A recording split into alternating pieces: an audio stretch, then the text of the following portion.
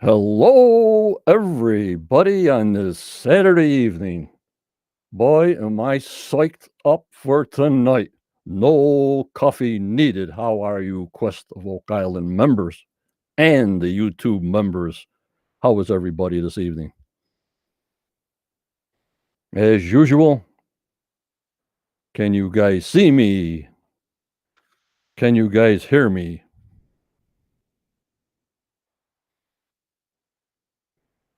Tammy, can you hear me? And can you see me?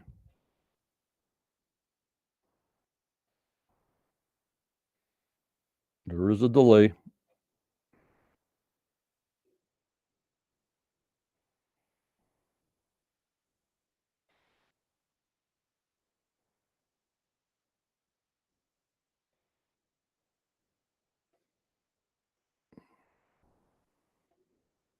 Yes and yes. That's what I want to hear. Beautiful. What a show tonight, guys. What a show tonight. Of course, I got to give my shout outs to our members, and then we'll get right on with the show. I want to thank them for their support, as usual, for the show, for me, for the channel, to Tammy, Annette, Elizabeth, Michelle, the other Annette, Jazdia, Wayne, Starlene, and Renee, and also for Judy and Barbara for their continued support, to keep this channel going. I thank you so much, guys. Just fantastic. Hello, Sandollar Ray, going on the YouTube side. Now I got to go to the Facebook side. Hello, Earl, Marine, Anthony, how's it going? Cindy and the crew, they're coming in by the truckloads. Oh, my lordy, lordy.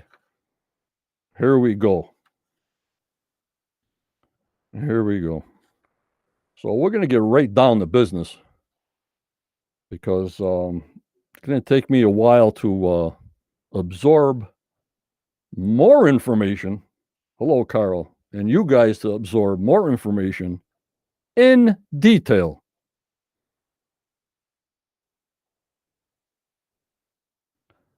So, you have seen my guest this season on the Curse of Oak Island show, season 8. She will be talking in detail about her interpretation of boulder alignments, treasure maps, and GIS, as she said, in detail. Good evening, Barbara. Hi, Tom Burns. Without further ado, here is, and let me bring up ERIN Helton.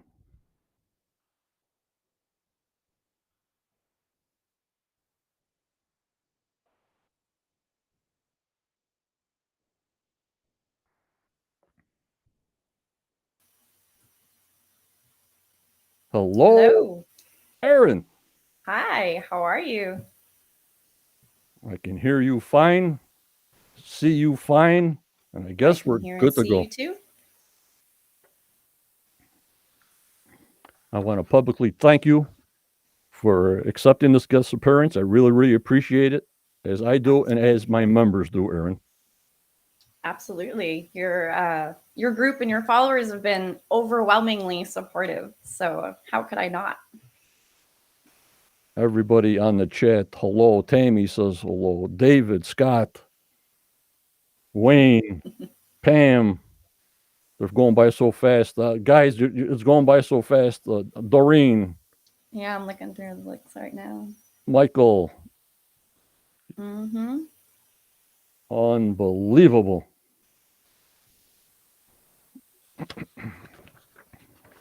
Hello, everyone. Here we are. Here we are. I'd like to start off, ERIN. Mm-hmm. This member, Marine Valve or Gira, sort of summarized what I wanted to ask you in the beginning. So I'll repeat what this member said. Sure. Do you want one at a time or give you like 3, then answer one at a time? How would you like it? let's start one at a time. Let's start Okay. slow. How and why did you become interested in this field of work? Go ahead, Erin. Thank you. Okay, that's a great start. Well, I actually started interest in archaeology and history pretty early. My bachelor's degree is in archaeology at the University of Toronto. And so that was kind of my interest in archaeology has been always there since my youth. As far as Oak Island is concerned, that was the show itself really did kind of bring that attention. My mother was a Reader's Digest reader, so she was very aware of the Oak Island story. But as far as my interest in Oak Island specifically, that was definitely because of the show. But my interest and my expertise had already been developing in this field kind of naturally already. As I said, my bachelor's was at University of Toronto in archaeology. It was there that I was introduced to GIS, and I ended up adding that as a minor. After that, I ended up working in cultural resources management in Toronto for almost a year. Although in Canada, the ground freezes half the year, so archaeology work being very seasonal. And I am a dual citizen. So I ended up moving south and ended up continuing to do cultural resources management, both a little bit of field work, but mostly mapping and mostly GIS analysis here in the US and Texas now. Oh, So that's kind of how it all started. I've been in this field for a while, and the show really did bring my attention to Oak Island. okay. And about the show, the second part of her question out of 3 or 4 here is how did you come across the Oak Island topic to begin with? Probably my mother. Okay. I'd say my first hearing of it was probably through my mother. I would say she's definitely the one that was the first to be to know about it and exposed me to it initially. But again, it wasn't in a lot of detail. The show Right. definitely filled in the detail. Also, she asked, why did you decide to apply your background to help figure out some of the mystery? Because it's fun. I actually tried to bug people at the show through official channels for a couple of years, telling them that they really needed a GIS analyst. Really? And yeah, I through regular Prometheus channels and all sorts of, through their Facebook chat, I had mentioned previously to them, you really need a GIS analyst. You've got a great surveyor collecting all of this data. But I doubt he has time to really sit and dive into it. He's just too busy collecting it. So you really need an analyst to be able to start diving into all of this stuff, dedicated analyst. And radio silence, you don't hear much. They also don't know what my own abilities are, and that's understandable, right? And so I just kind of, after I discovered that Nova Scotia had the LiDAR data available for download, 2016 LiDAR data, I just took it upon myself and said, okay, well, I know how to do this. I'll do it myself. And so that's kind of where it all started, is just when the LiDAR became available, I thought, okay, game on. And I just started downloading as much as I could and accumulating historic imagery, historic survey maps, aerial imagery, and just kind of wanted to do my best to compile the data that I could and see if I could make any sense of it or find any relationships between all of what seemingly are very independent data snippets. I mean, different countries, different time periods, different cultures. It's so different. And try to do my best to try to make some sense of it. Yep, and Tom Burns says, well, they have one now. You're sure as heck do now. Okay, and in the fourth part, she has, have you gotten involved with a mystery like this before? And Maureen thanks you for your answers. Anything about this before? I would say the whole treasure hunting thing is relatively new to me. Okay. And probably in just the last few years through the Oak Island work. Yeah, I mean, I've read other treasure hunting stories for sure. There's some interesting ones here in Texas too, but I haven't spent too much time diving into them. Oak Island has definitely been my focus for the last few years. Right. And my question now, this comes from Johnny. I like backstories of like how the production company, finally you got a hold of these people. Now I want the story, if you can say, you finally got a hold of somebody in Los Angeles. That connection and how you got into the war room remotely. Can you say that process for us and us members? Thank you, Erin. I don't know. The one thing I will say is it wasn't through LA, it was through Rick Lagina directly. Okay. That's the only thing I can probably say safely.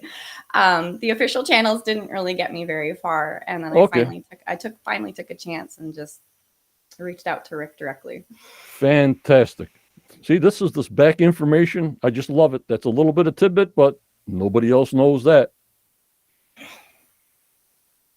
Yeah, the official channels are pretty closed. I'm not gonna lie; they're very hard to penetrate. Yeah, a lot of people send me their theories, and I just tell them, well, I don't have any decision on what's being shown. I direct them to the Oak Island site, which they say they accept all the emails, the one that Rick and Marty own, Oak Island Tours. And that's all I do. You know what I mean? They think I can get them on the show and all this. And no, just pass it on to the Oak Island Tours. But yet I had people that they said they responded to, but they're probably choosy and pick and choose on what they call out to what they want to their storyline. You know what I mean? Yep, absolutely. Yeah, I mean, like I said, I've been through the Oak Island Tours channels. I've reached out to them numerous times, and they were sometimes responsive, but no, not following up. You know what I mean? Not a full follow up. And so when I finally started to put some stuff together for Xena Halpern's maps, I thought, okay, I'm going to take one final, more direct stab at reaching out to somebody because I really think there's going to be some interest here. So I took a final stab, and that one worked. Very good, Erin. And now with Xena and then Judy, how did you connect with those two with your research and the old map with the boulders? How much time was involved in that to tie it into what had Xena's research did? Thank you, Erin. Xena's connections were by accident after I had started finding the boulder alignments. Okay.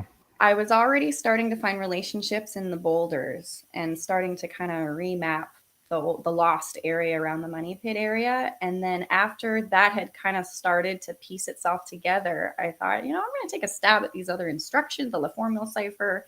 I'm going to see if I can make sense of any of this. And so when I started trying to follow the instructions, that was when I started realizing, oh, this actually fits what I've been working with. And so they were kind of two independent rabbit holes that ended up overlapping. Alrighty, we have my historian, my quest historian. His name is Daniel Spino. Okay. He has unbelievable breakdowns and things that he shows on my group. I don't know if you read any of his. I see lots of those posts. Absolutely. Hello. He's fantastic. And we'll take this one more question, and then we'll get into your presentation. Sure. He goes, "Hi, Erin. What is triangulation?" Triangulation. Sure. Triangulation. Let's see if I can say this without butchering the definition in layman's terms. Triangulation is when you use a distance from three. Usually you would use three. You say triangle because you expect try for three. You expect to use distances from three different points, and the intersection of those three distances would give you a very precise single location. So that's actually how we triangulate GPS. That's how we triangulate off of cell towers, getting distances from known locations and getting three of them guarantees that you only have one possible spot out of all of those three different radii, or circumferences, actually, in that case. In this case, what I will be showing today, in a lot of cases, I only have two intersections, not three. I think in a perfect world, we would have perhaps three, although in a lot of cases, that second intersection is off the island, is in water. So in which case, a third intersection is not always necessarily needed to place a position. But that's the general principle of triangulation, is when you have three, technically you could have more than three, but three, bare minimum, 3 points that have a distance, and then those three distances will end up intersecting across one specific point. And that one point is a triangulated point from those other three locations. And thank you. I got to give you one more. This is my friend from Canada, and he was on the show, I think, season 5 or something. His name is Jeffrey Irving. Okay. and he had a Columbus theory. And he Mhm. says, what was your driving force to get involved? And then we'll get into the screen share. What was my driving force? Starting to see the relationships. Honestly, when you start seeing straight lines, when you start seeing things being equidistant to each other, that was when it starts to click, when it starts to lock in. It's hard not to get excited.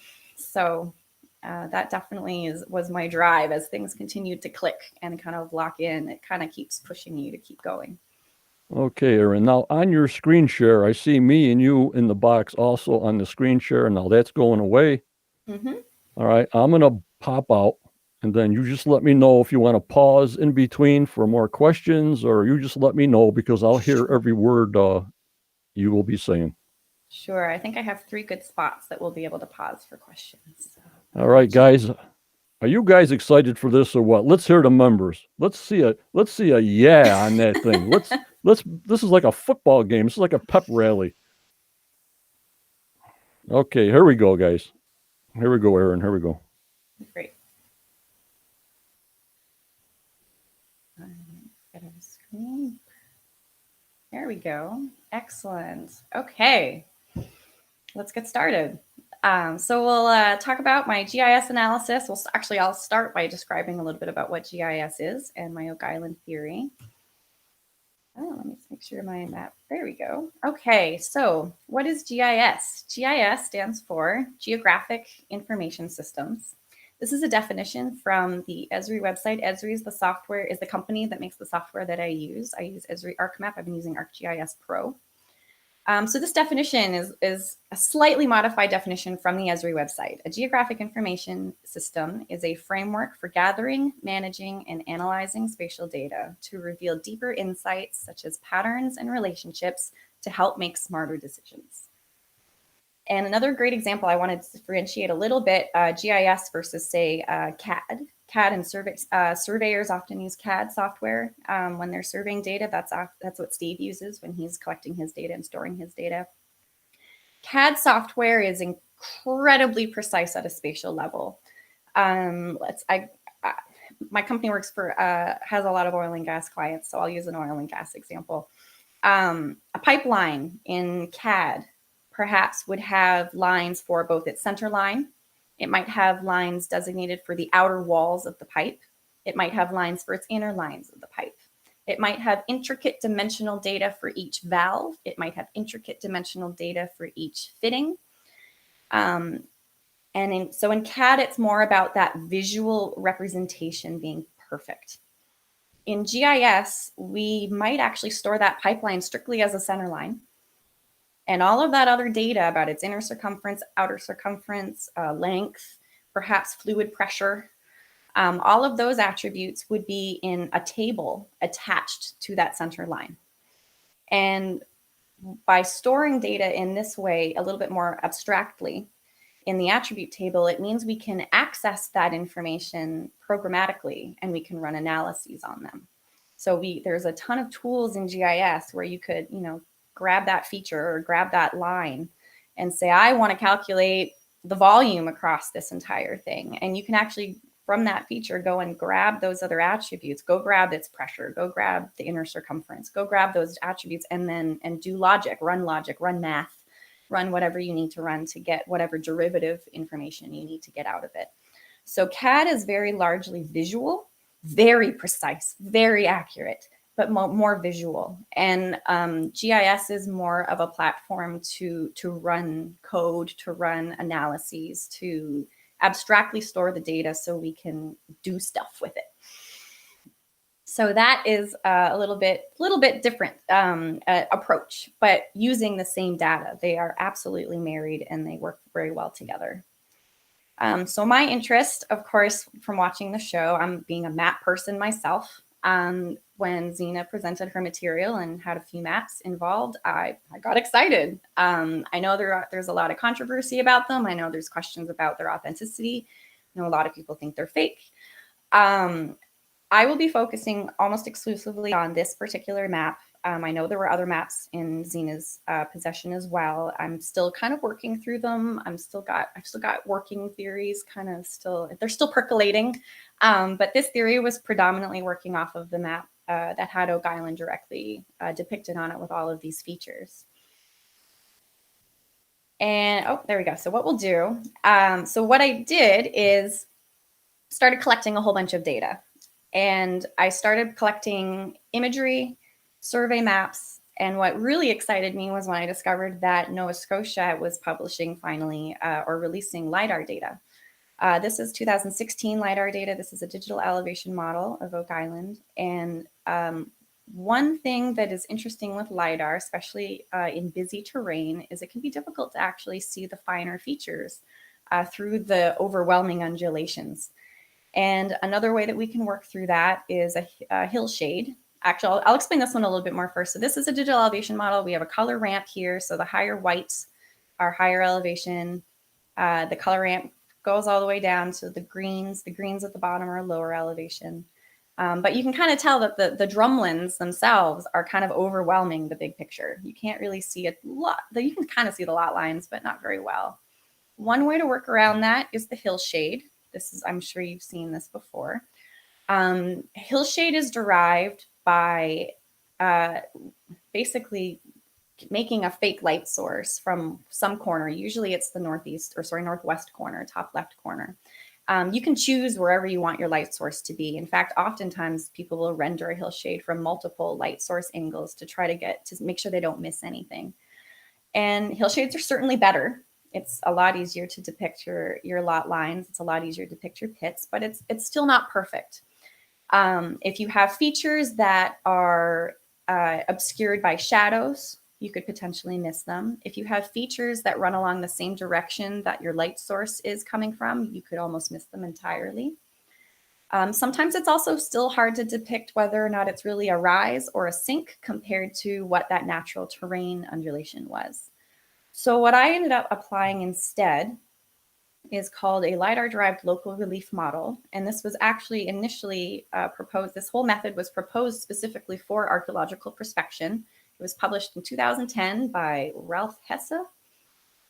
And this was the method that I followed. It's a multi-step process that essentially remodels the terrain's bigger undulations without all of those purge details and then subtracting them from each other. So you're only left with the purge details. So the way this looks is, so this is how we started with the elevation model. The first thing we do is we purge all those fine details. So there's a smoothed version. I'll just flip back and forth a couple times so you can see the smooth versus the detailed. Now, when we generate the smooth detailed version, or the smooth version versus the detailed version, every pixel, every cell in this raster data set still has an elevation value, a new calculated smoothed elevation value, which means we can actually subtract these two data sets from each other.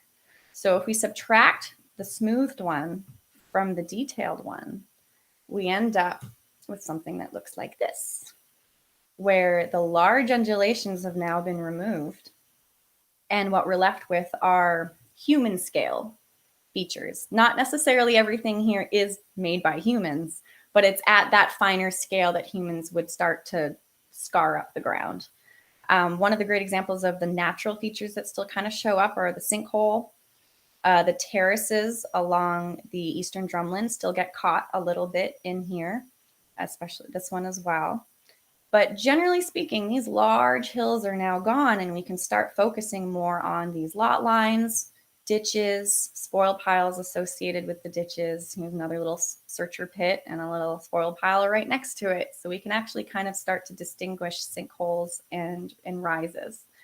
And it was with this feature class, it was with this data set, along with the aerial imagery and survey maps, that I attempted to try to piece together both the information from the features they already knew about, features that had been reportedly been there in the past but have been destroyed, and also try to maybe find some more in situ features that they may not have been aware of. So I will be using a combination of all of these data sets to try to create a bigger picture of what is going on. I will also point out on this that blue does not necessarily mean water. blue is just a sink. I put a three color ramp across this. So anything that's yellow is basically the terrain that's been zeroed out. And then the red, of course, being the rises above, mounds, spoil piles and whatnot, boulders potentially. And then below being the sinks. You can actually, this little dot right here, that's the Cone E searcher pit right there, that little guy right there. Okay, so moving forward, one principle that I will be using a lot of, and I know it was talked about in the show, is the use of the compass. I'll be drawing a lot of circumferences around points of interest, and in doing so, we'll end up triangulating, maybe not with 3, but with 2, at least 2, intersections through both straight lines and circles. And the compass, we know the square and compass are some symbols that are often used in fraternities like the Masonic Order. But the compass has been around forever. We have many other depictions in ancient art being used in practical ways, because this was really originally meant to be a tool, not a symbol. So we're going to do the same thing. We're going to apply these old principles to Oak Island. Okay, ready for some maps. We're going to start with what everybody's familiar with, and that's Nolan's Cross. And I'm going to start demonstrating how these circles actually help us understand the relationships between these boulders on Nolan's Cross. So first of all, Cone E, you can actually draw a circle out to Cone C and Cone B. This actually helps prove that Cone C and Cone B are equidistant to Cone E.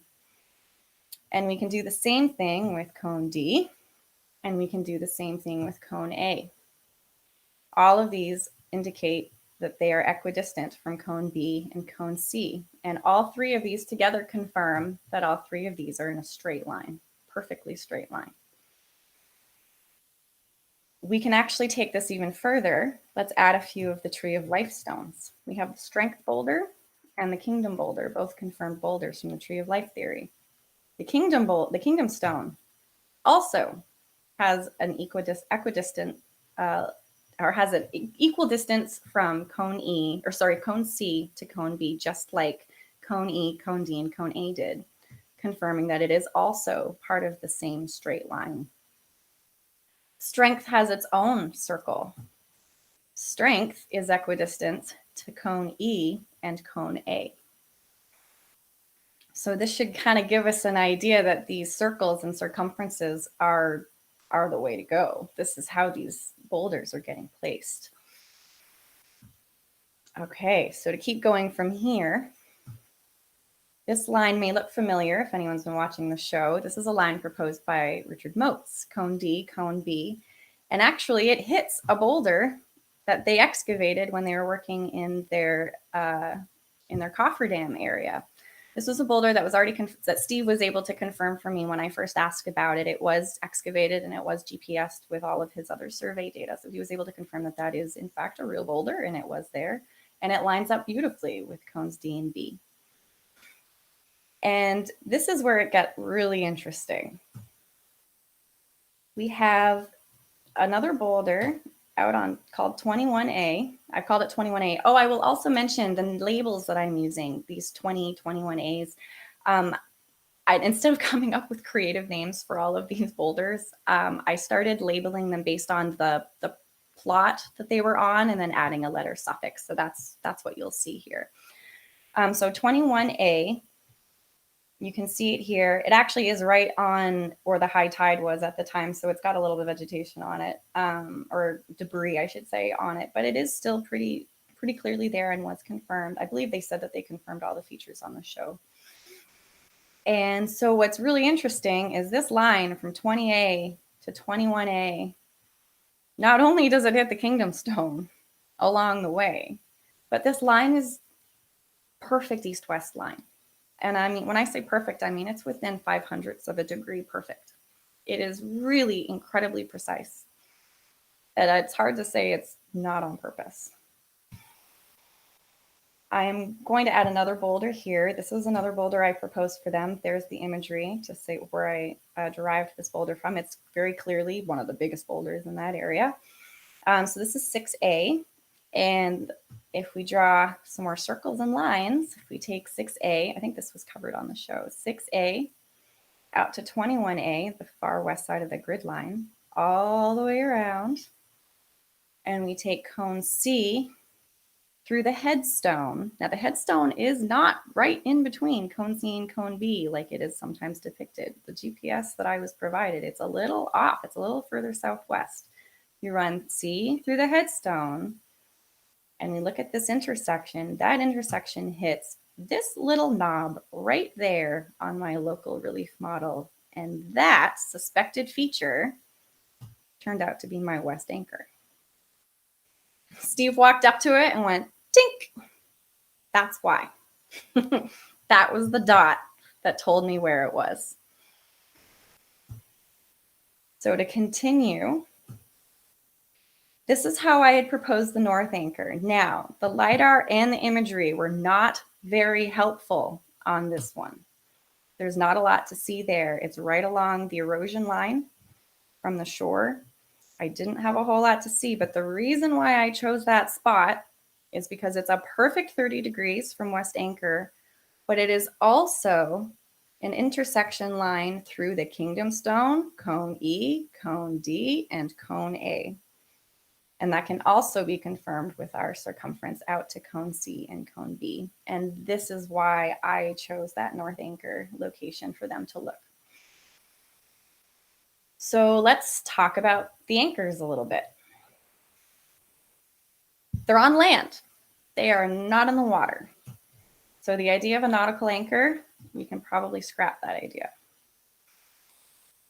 For me, these anchors, from a GIS perspective, from a mapping perspective, one form of an anchor that I would be more familiar with on land would be more a survey marker or a ground control point.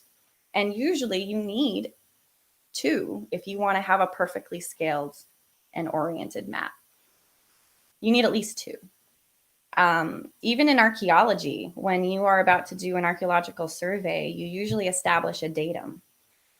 And on many of the sites that I've done mapping for, they usually establish more than one. They'll have a primary datum and then they'll have a secondary datum or a couple of them. And the reason for that is when you've got more than one, when you've snapped those points onto your to real world coordinates, your whole thing gets oriented, rotated, translated, and scaled. You need, as long as you're in the same projection, you only need 2 points in order to orient a map to something. So to me, that's what these anchors were. I believe that, I know we understand Nolan's Cross most familiarly, and I will be drawing lines out from Nolan's Cross, but I suspect that all of whatever was master planned across the island, I suspect it started at these anchors and built out from there. So I'm going to attempt to do that with the anchors and some of the boulders that we know about and some of the large boulders, and attempt to peruse through these survey maps and try to glean some more light out of these and try to recreate and redraw what these survey maps are supposed to be saying. Now, I'm sure these all look very familiar. They're all over the internet. They've been published a few times. One thing that really stood out on these two maps were these measurements here. These measurements are always being depicted from the drilled rocks. Here's the westerly drilled rock, easterly drilled rock. This has got two weird, instead of having one long measurement between the two, it's got this weird break, and it's got two measurements here instead. So this seems, there's something weird. There's something off about these maps. And I wasn't really sure what to do with them until I found this 1939 map from Popular Science. All of a sudden, the measurements that kept going to these drilled stones aren't going to those drilled stones. It's going to these other unmarked boulders. And having these other boulders in play gave me more to work with. So from here, I decided, okay, well, we've got measurements, we've got more boulders, we've got a map that's not quite to scale, but it's closer. Let's take a stab at it. So we did. And so here's how we start. We're going to zoom in a little bit. Okay, so we're going to introduce a couple of more boulders as we go. And again, these are always very prominent, very visible boulders in the imagery. It's usually sticks out like a sore thumb in its own general vicinity. This boulder 20B, I call it. It is actually due south from 20A. And if we draw a line through, this is another Richard Motes line actually, through cone C, through cone A, all the way down to cone B. We now have a straight line that completes across the entire island. And let's add another circle here from our west anchor out to the headstone. By the way, this distance, dang close to 522 feet. And I think this intersection is the west drilled stone location. From here, we will keep going. Let's add 17A here. This is the boulder on the 2011 imagery, clear as day. Let's draw a line from 17A to 20A. We're going to draw 2 more lines on this one. We're going to do a bunch at once. Okay, I showed this line before from the north anchor to cone C to cone B. And we're going to loop it all the way around to this intersection, but we're going to add 1 more line before we put a stone down. And that is a line from cone E due east. And we end up with 3 points here. And I think those are the 3 boulders from the map. East drilled stone, 20C and 20D. And we're going to zoom in a little bit. Let's bring up our map and let's do a bit of a sanity check on these measurements. This measurement here says it should be 115.5 feet between 20C and 20D. I measured between my 2 points, 115.2. We're within 0.3 feet. We're within inches of what this map suggests it should be, following these boulders. From here, let's go ahead and put in the U-shaped structure. I think 20C is actually depicting the flood convergence point. You can perfectly fit 66 feet 5-finger drain in this position from 20C. So I suspect that that location is our flood convergence point. Okay, let's keep going. We're going to go after this boulder next. Now we've got 2 lines running through here. This one coming off the screen. This is off of the north anchor again. Now the last time we drew a circle off the north anchor, we were running it through 2 of the Nolan's Cross stones, and we were running it up through 20D and the east drilled stone. In this case, I've actually extended it a little further. I have a radius going a little bit further out, so it hits 20C instead. So that's that first circle. The second circle is from the east drilled stone out to the radius to hit the west drilled stone. And this intersection is what I suspect is the location I'm calling 18A. It's this boulder here just south of the money pit. Okay, so now that we have 18A established, let's go after the stone triangle perhaps. It says it's 231 feet, and the map was oriented north-south, so it's due south from 18A. So let's draw ourselves a circle that's 231 feet and stick a potential stone triangle due south, 231 feet. Okay, so let's try to keep proofing this map. If we go 45 degrees to the northeast from the stone triangle, we should hit this boulder up here. Well, if you draw a 45-degree line from there, guess what you hit? You hit 20D with very good precision. Not only did I discover that, but if you keep going around the circle, 45 degrees, let's go due west. I'm pretty sure that gives us this stone up here, 19A. And let's do some measurement sanity checks. 297 feet between this stone and this stone. My measurement, 296.1. We are within a foot of the measurements depicted on this map.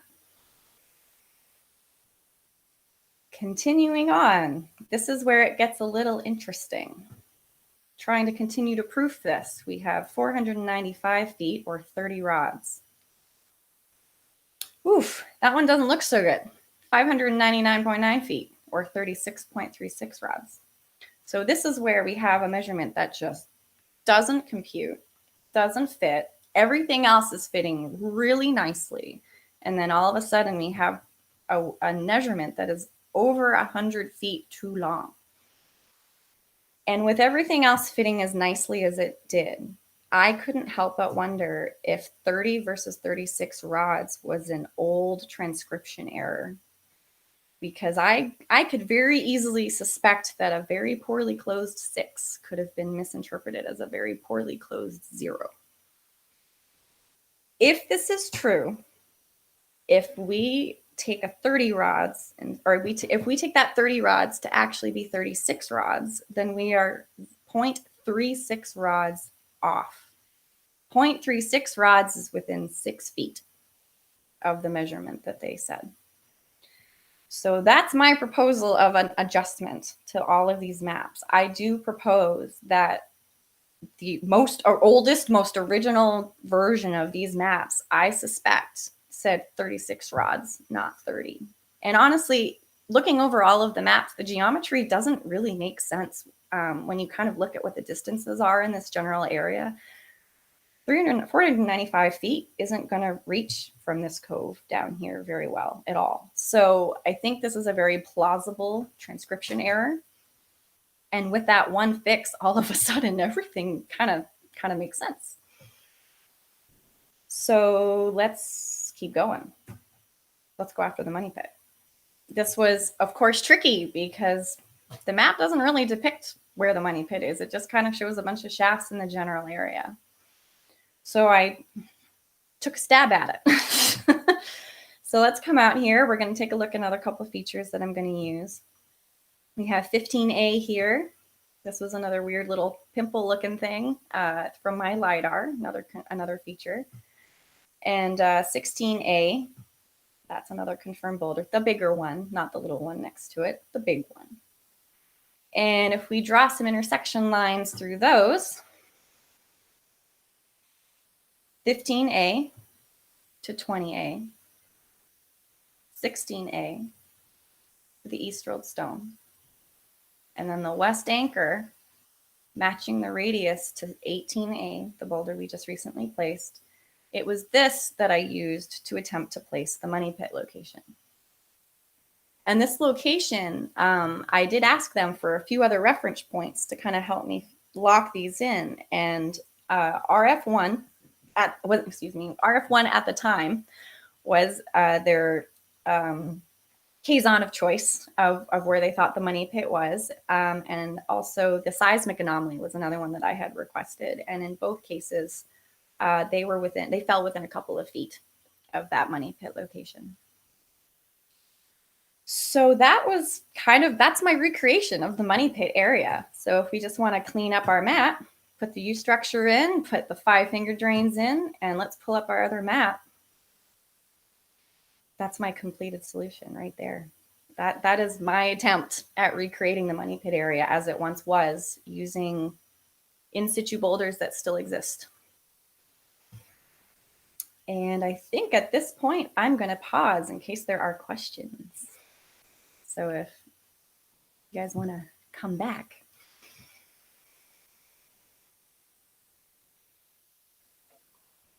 Oh my lordy, ERIN. Oh my lordy. The only thing that sort of had a little plausibility in my brain is when you were showing the circumferences of all these circles. What determined you on its size, the size of the circle on each one that you hit the boulders? But how did you determine what size of circumference? How did that come about? Thank you. In all cases, I always had it snapping to another existing boulder. So I wasn't picking arbitrary measurements. In every case, if I was trying to place a new boulder, the radius went out to snap a distance to another boulder. So it was always a distance to another boulder that determined that circumference. And then I just continued the same arc around. Okay. I will say, I suspect, I have reason to believe, I'm not going to get into detail now, but I do have reason to believe that there could be up to over 50 boulders or stones of significance across the island for this master plan.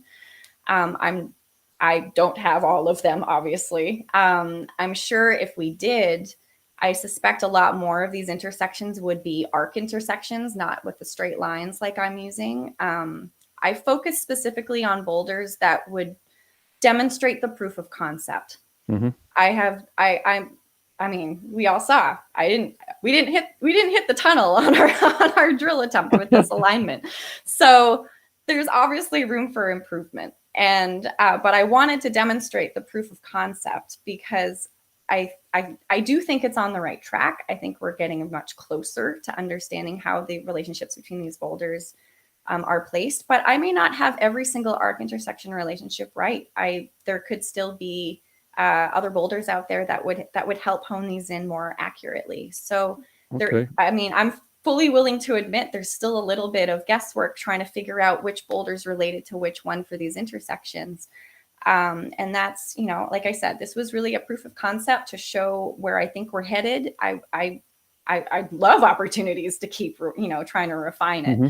So, but this was my first stab at it in attempting to recreate the money pit area using boulders that haven't been disturbed further out. Right. And Michael says, has ERIN been able to compare her research to the original Fred Nolan's maps? Obviously you did, right? I have been struggling to get my hands on them. Okie dokie. Hopefully. That was a big one on my to-do list, but I have not gotten them into my hands. So Right. Also, Tom Burns says in recent episodes of the show, they suggest that the location of the money pit is incorrect. Like I said, you got to go west of the C1. We're looking all in the wrong spot. right. All these years we've been digging in the wrong spot. All the holes, all the shafts, all the drilling. What do you think of that? I think there's a lot going on under there, and I think the money pit's probably not the only thing under there. There's probably tunnels. There's probably more than one tunnel.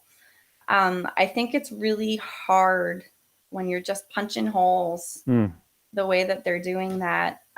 It's just makes it so difficult to put all that context together. Even if they are chasing tunnels, it's really hard to know exactly what their trajectory is. It's really hard to know how they're hooking up to each other underground, or how they hook up to things below them or above them. So I think it's great that they're doing the best they can to keep chasing features as they find them. I think that's, if you want to stay focused in the money pit area, that's all you can do, right? Right. But I was thinking also, they sort of want to hone in, even if something's there or not, for expense wise. It may be about $25 million to open up that whole area.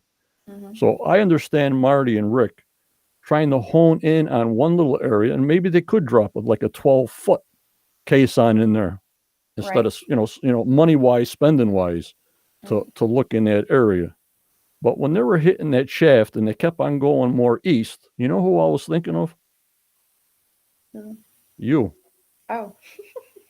The shaft that you said, even though they didn't find it, was way east of C1, was it not? I'm trying to remember where C1 is. I can't remember off the top of my head, actually. But as far as they were getting farther away from C1 now, I was saying, well, maybe this is part of a shaft they don't know, but a shaft that you pointed out. You know what I mean? So that's what was going through my mind. Yeah. I'm not quite sure how all the shafts in that area are going to be related. We already know. We'll be talking about it soon, about the other corridors that I've drawn out and that I've followed. But I would not be surprised if that's probably not the only corridor down there. That may be the corridor that you're supposed to take to get somewhere. But that doesn't mean there could be, I mean, there's flood tunnels, there's all sorts of other potential tunnels that could be under there leading to other places, or giving air access or water access, or there could just be more going on than the one corridor that's described in Zena's La Formula cipher. So Right. I Michelle, think, yeah. Michael says also, out of all the theories presented since the show's inception, what does Erin believe is there? Or who does she believe the depositors are? In your opinion, you're pinpointing a spot for the vault. But what does Erin think? Who put it where that we're trying to find out? But what do you think it is from where? Go ahead. Well, still working on that a little bit. I've done a, sorry, can you hear me okay? I heard you kind of Yep, jump in. I can hear you. Okay, good. I'm still working on that. I know it's been mentioned before that a couple of us theorists are working together trying to kind of figure out how our work fits together. Right. So some of us are, Chris Donna and Jake Roberts, I know, are chasing down some Rosicrucian connections. And they do their plaque thing as well, and Francis Bacon connections. Chris Morford and Corian Mall are doing French connections. And we're all seeing links, we're all seeing relationships, but we're all not quite sure how we all fit together yet. And so that's kind of what we're trying to piece together. I think all of us have components that are right. Yep. And we just have to figure out how they fit together. And so that's, I think I'm leaning towards Rosicrucian depositors myself. But I'm still, that's still in the works. So we'll have to see as the rest of this continues. Yep, all you guys together, and you guys at least are putting X's on spots to look in different areas, which we all appreciate. But then as viewers, like they show us a snippet of you and your theory, just like the rest of them, and all of a sudden, boom, it's gone. You know, the next thing. I understand how the show works, but us as members just love, like when you and the rest of the people come on and actually detail what you can say to understand most of it, because that, I don't know how long you were on, 4 minutes or so. There is a lot of stuff that was in there that was not really explainable to us as viewers. You know what I mean? Right. Absolutely. Understandable. Yeah, it really is a challenge. You spend so much effort trying to, I mean, you're seeing the presentation as I'm showing it to you today, where Right. you put so much effort trying to walk people through the steps, step by step, so everyone can follow, and then it still gets condensed into this little 4 minutes, and things that you knew were integral to like bring people along don't all come along with it. And so it's very difficult to kind of, you've already put so much effort to kind of refine as much as you can, and then it still gets hacked and refined even further, kind of. So it's tricky. It's very difficult to kind of be able to provide the information that they need to be able to continue in their investigations, but also have it concise enough for the show to be able to portray.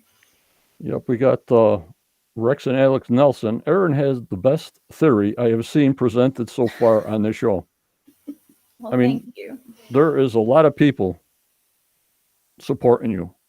Well, thank you. I really appreciate it. The support has been truly overwhelming. I've been very blessed with how much positive feedback I've been receiving. Because as I've been here since 2016, your detailed information coming off these boulders and the distances that are just correct and right on, that was never shown to us, as far as I know, like out of the war room. No. It wasn't as direct as you presented it. And I used to be in civil engineering. I used to do surveying. And when you have Steve showing you a point from a remote spot, Steve, go here, blah, blah, blah. And on TV, he walks to the boulder. He puts the scepter on the boulder. Yup, this is Erin's anchor bolt. Boom, right on top of the rock. We have never seen that correlation of exact science working. We've had theories and they go digging, but we never had a statistic that came out, okay, here it is, go find it, and boom, you hit the boulder. That's unbelievable. Erin, Wow. that's just unbelievable. Well, thank you, but we have the LiDAR to thank for that. The Yeah, LiDAR showed us where it was. yeah. But when it all fits in, I'm saying, when it all fits Yes, in, it's good. absolutely. It's not saying, well, we didn't find the boulder or it's just in dirt or whatever. That's what I like to Right. do. Right. And again, with those anchors too, I thought it was really important. I'm glad they talked about it actually on this show. Is all the other boulders that I've shown so far, I think you can all agree are big, noticeable. I'm not just grabbing any random rock. I'm Right. grabbing the visually very obviously large boulder for all these features. The anchors kind of are the exception. The anchors are small, and as survey markers, you being a surveyor, survey markers are kind of meant to be hidden to everybody else except for the surveyor. They're not really meant to be your end product. They're your starting point. And so even when I was talking with Steve, he was agreeing. He says, "Oh yeah, I've got survey markers on the island, and they get lost. People then pull them out, rip them out, or they kick them over, and they lose them, and it's frustrating." So for him as a surveyor to a surveyor, he recognizes that oh yeah, no, survey markers actually are small and subtle, so other people don't run into them and knock them over. The whole purpose of them is to be subtle. Only a few select people are supposed to know where those anchors are or where the survey markers are. You save the big boulders for your final product, for the final master plan, for the boulders that you want the final people to see. So that was glad they talked about that a little bit on the show for those survey Right. markers, because I actually wanted them to be small, because the smaller the boulder, the more precise you're going to be coming off of them. Right. And we used to put pins in, and Right. a cover of your survey license will be on top of the pin. But Mm-hmm. the island has been so upheavaled.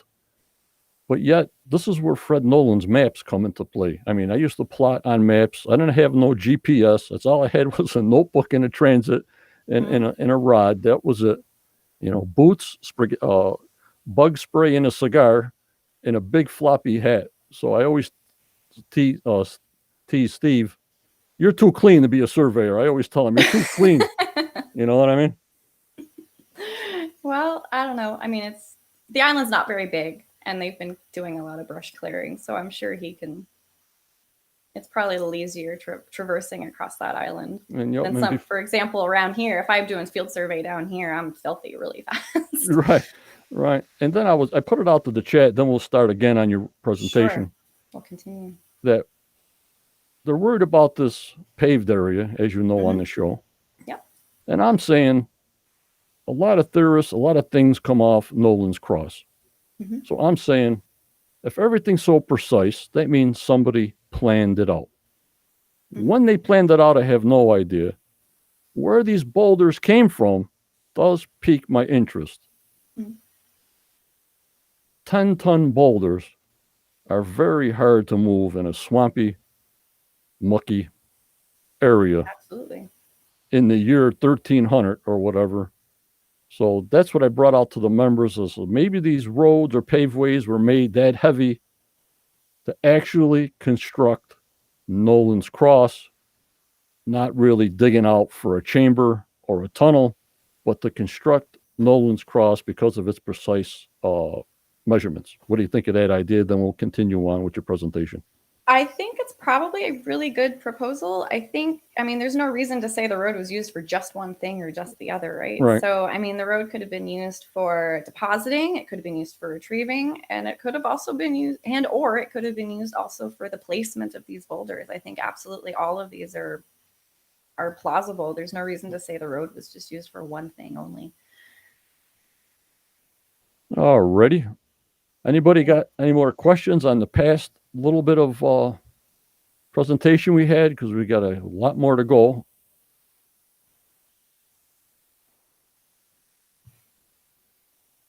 Jamie says their theory has to have relatively impossible to have that many coincidental lines and arcs. Very impressive research. I'm just dazed there. She just dazed me. Just unbelievable. Let me see here. Take one more. Has the paved area ever been detected by LiDAR survey? It would show higher, wouldn't it, if the swamp was lower? The only way that would be possible is if the swamp was completely drained when the LiDAR was captured. LiDAR is near infrared light, and water absorbs it.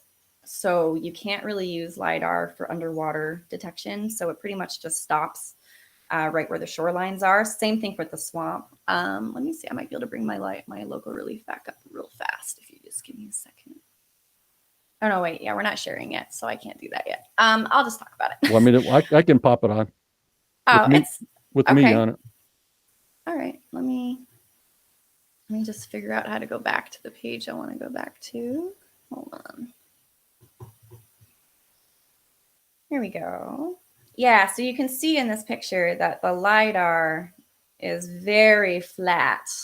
And I think it's even flat in this. Yeah, it's very flat. And that's because it hit water. Okay, so when it hits water, it just reflects off. It doesn't show any depth, any mounds, nothing. Yeah, it just came back as zero practically. Yeah, more or less zero level. So And yeah, it gets flattened. You don't get much info. So I mean, if they had it drained when the LiDAR was flown, it's possible. Although it sounds like there was a lot of sediment or organic material on top of it, so it's hard to say if it would have shown up at all. And Judy says, I just lost it here. Like she said, they were comparing ERIN's theory connected to Chris Morford and Corrigan Mole theory. I think it is. Yep, she said she's working with all these people, Judy. So go ahead, ERIN. Yeah, for my theory, you mean, or as far as collaboration? Collaboration with all the rest of the circles. Yeah. Well, I mean, it's no secret that Oak Island map from Zena's is in French, so and it mentions Rochefoucauld on it. And I know a couple guys working on some alignments from Versailles with a line pointing to the Rochefoucauld castle. So yeah, it seems only natural that we would start looking at how our theories work together, because the map that I'm starting to find, or I think I'm finding features are being confirmed, has names associated with what they're doing. So it would be silly to not want to collaborate and try to figure out how our parts go together. That is definitely still a work in progress, but I think we've made progress. So yep. Who knows? Yep, we'll have more stuff. You can be in season 9 and season 10. Fingers crossed. Yep. Fingers crossed. Yep. All right, we'll get back to the presentation and go from there. Okay, great. All right, let me hide myself here. Perfect. All right, so let's move forward now that we have where I had established the money pit location. So let's go look at her La Formule cipher from Xena as well. So this was initially decoded by Professor Kevin Knight. I believe Doug Crowell had published this, I believe, on the Oak Island Compendium Blackhouse blog when he was still working over there. So here is the decoded message. I have highlighted in light orange the words that were partial and partially filled in. So the term, we've all read this before. Halt, do not dig. Burrow at 40 foot with an angle of 45 degree. The shaft of 522 foot. You enter the corridor of 1,065 foot. Reach the chamber. So we're going to do this one step at a time. So let's start with burrow at 40 foot with an angle of 45 degree. The shaft of 522 foot. Okay, so going back to our map, let's go ahead and draw our 522 foot radius circle. And let's go out 45 degrees exactly. And I went now 45 degrees. You could say 45 degrees could go northeast, technically, if you were to go clockwise around a circle. So the reason why I went northwest are for two reasons. First, it's heading towards central mass of the island. If you were to go the other way, you're almost off the island. You're heading towards water. But second, the other reason why I went this way is when you head out that way, 522 feet, you hit another line that we were already looking at. Cone C, cone A, down to 20B.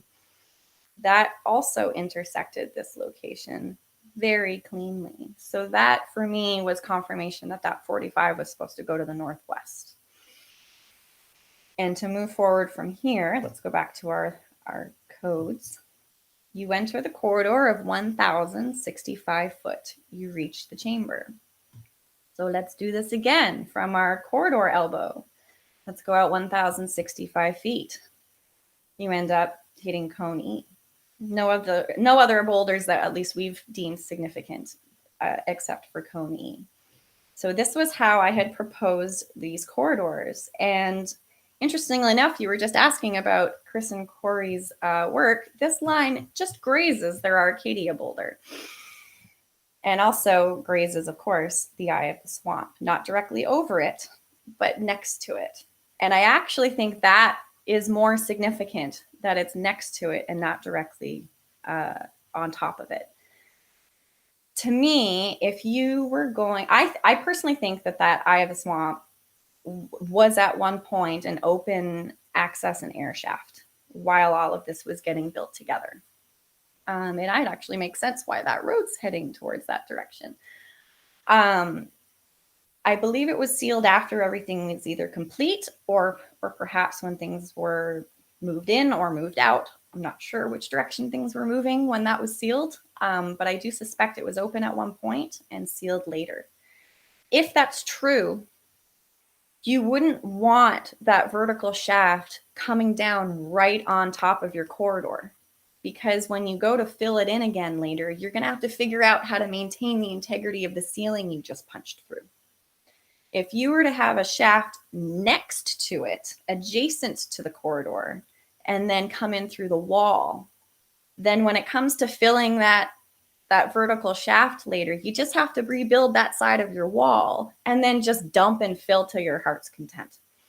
So for me, it actually made more sense when I saw this line not go right over the eye of the swamp, but go next to it on the way to cone E. To me, this actually made a lot more sense, especially if we go to fill it back in. And that brings me to, I guess, the final kind of how do we proceed to prove this? And I know we ended up trying to intercept that 522 corridor. Oh, right. Oh, yeah, this is fun. This is the best part. Zena's map. Okay, so this is where the instructions from La Formule Cipher started to coincide with Zena's map.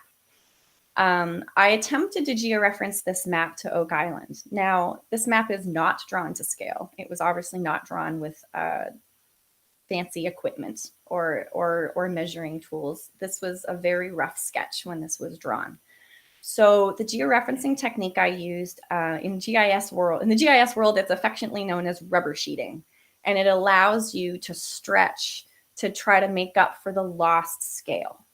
Now, I'm sure I'm going to hear skeptics out there say, oh, you're introducing your own bias. You're going to be, you can kind of stretch it to do whatever you want. So I'm just going to go ahead and say that when I georeferenced this and rubber sheeted, I focused exclusively on the border of the shoreline.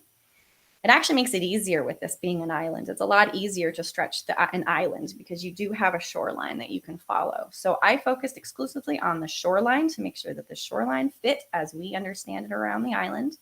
I made sure that the swamp is in the correct location. And then I also locked in the west anchor location. And that's it.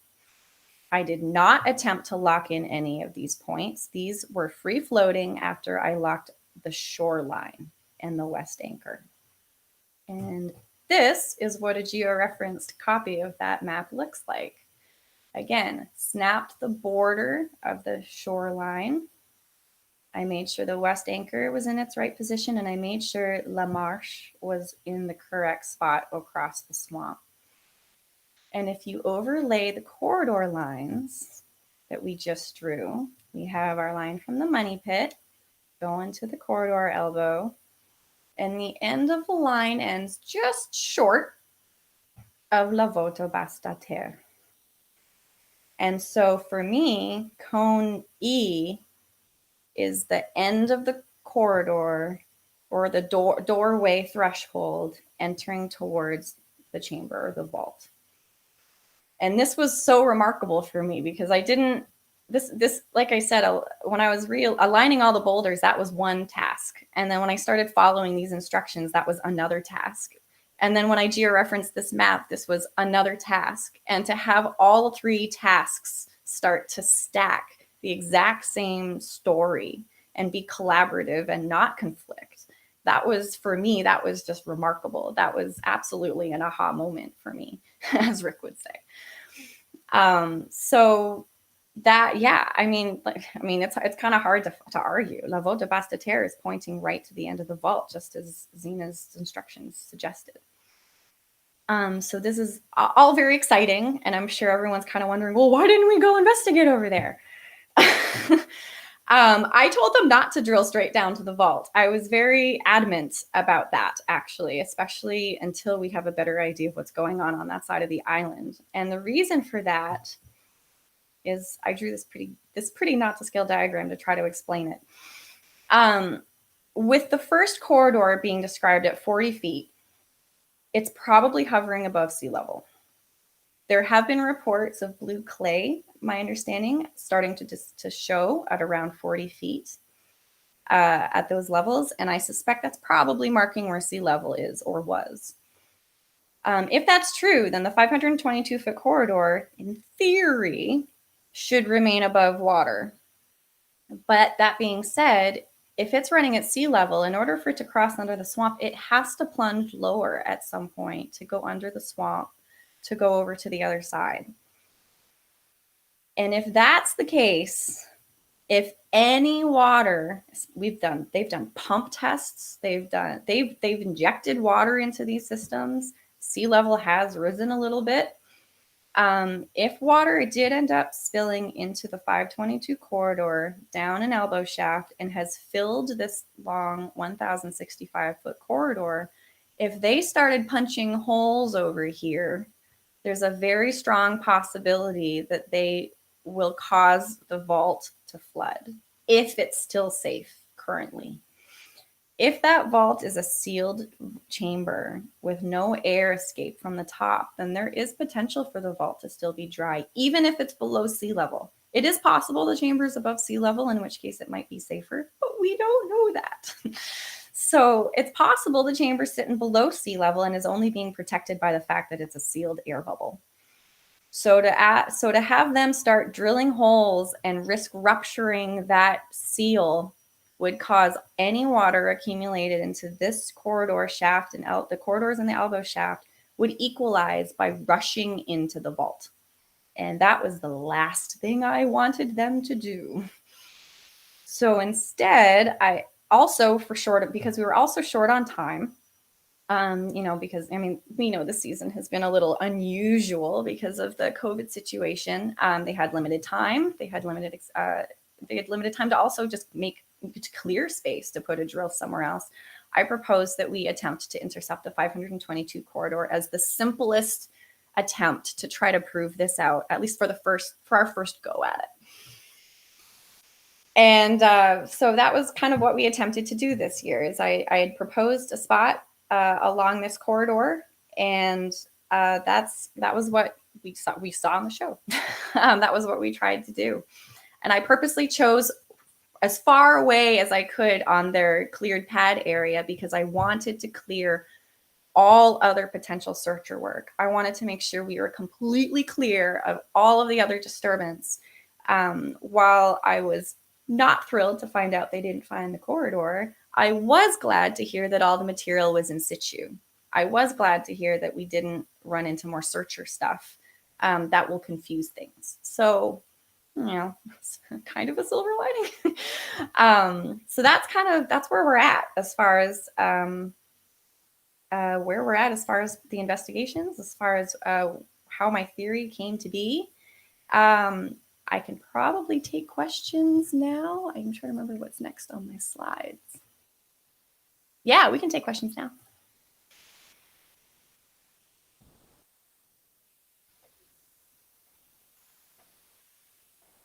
Now, wait a minute here. Wait a minute.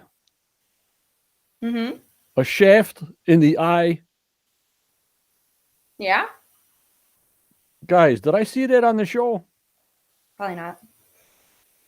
I don't know. Actually, I think they may have very briefly shown that graphic. Oh my God, I missed. This is a shaft in the eye. Can you correlate more on that? I mean, we were told it was like Dr.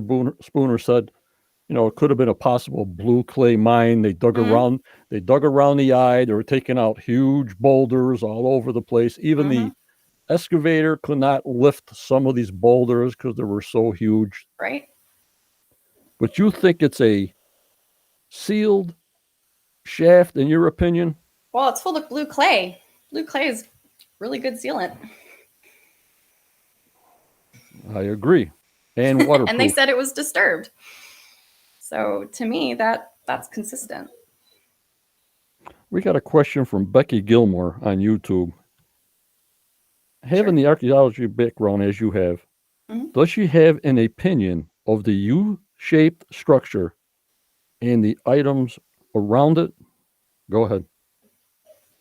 I haven't had an opportunity to, read reports or get a full detailed description of everything that was found. So everything that you see is I see the same public stuff that you see. Okay.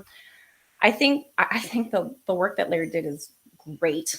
I think they did a great job exposing it. I think they did a great job dating it. I don't really have anything else to say except just take at face value what they found. I mean that the dates are solid. The location fits, it correlates with what I have here beautifully, as you've seen. I've shown on a couple of maps. The dates suggest to me that it has to do with. Oh, I've got a dog crying over there. Hopefully he'll be quiet. I think the dates to me suggest that it was put in maybe by searchers that had set off the flood tunnel, rather than the actual depositors themselves. I suspect the depositors are earlier than the 1700s. Okay, is there any connection to any of your lines or anything going to the new Ross? I'm trying to remember. I don't want to misspeak.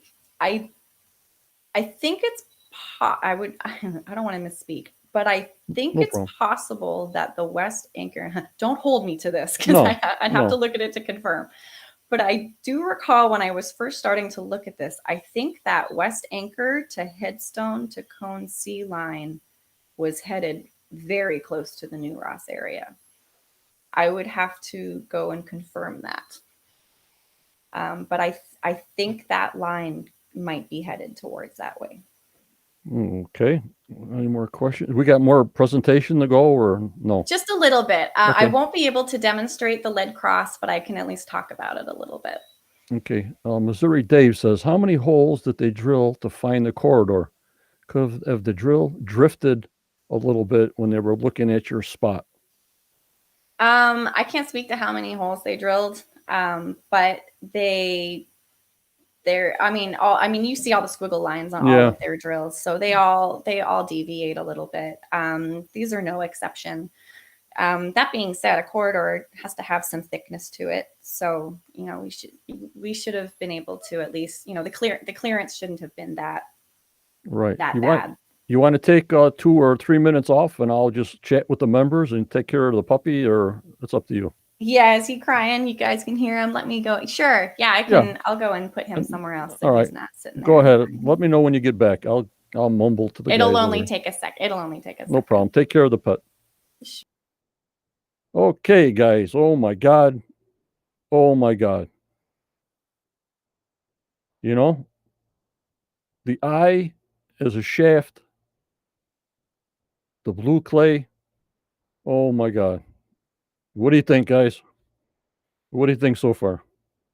I think it's fantastic. Got a lot to absorb here. But it'll be on YouTube. It'll be on Facebook. We can go through it slowly. And I think it's an amazing thing she's doing here. Worth every second, guys. It's worth every second. Unbelievable. This is big, Barbara.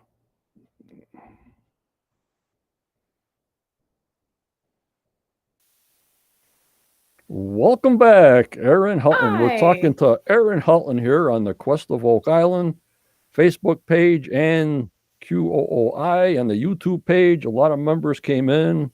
A lot of your people that you work with came in, but they flew by so fast. I think Chris Morford's here, and I don't know. It just flies by so fast, and I only can get a section of who's here. And on YouTube, if they don't join my streaming service, their name is only shown as Facebook user. Gotcha. On the Facebook side, it only shows me 5 statements at a time, and they just fly by, and I can't chat back on Facebook, but I can chat back on YouTube. Okay. But and Jeffrey Irving was my first member, Erin. Back in back in August of 2016, Jeff Irving, who presented to the War Room, was my first member. So, and Jeff says, I don't recall seeing her under swamp shaft diagram. No, that was a whole shock to me. So, okay, maybe it wasn't. I thought it may have been briefly shown, but maybe not. Maybe not. Surprise, surprise. But I love it. I love it all. Okay, how many questions are I just got here? Scott, hello. I don't recall seeing this. Yep. About the sunken ship in the swamp. What's your opinion on the theories of they burnt the ship in the swamp theory? What do you think of that one? They burnt something in the swamp. I'm not. And they definitely have ship materials. Right. Part of me wonders if it was. I kind of wonder if. Okay, so when they sail there, if they need to build anything, if they need to work on their shafts, if they need to do any of this work, they're going to need building materials. And so their options are either hack down a bunch of trees or use the wood from some ships that's already been processed.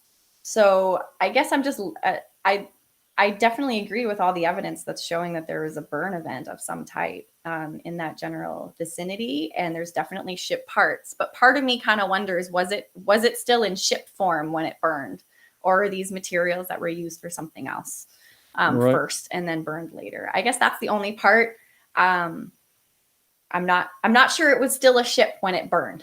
Right, and also when the rest of the cast was on, Laird and Dr. Spooner and Steve and Jeffrey and Tony Sampson and all the rest of them, if I'm leaving them out, I still can't believe how clean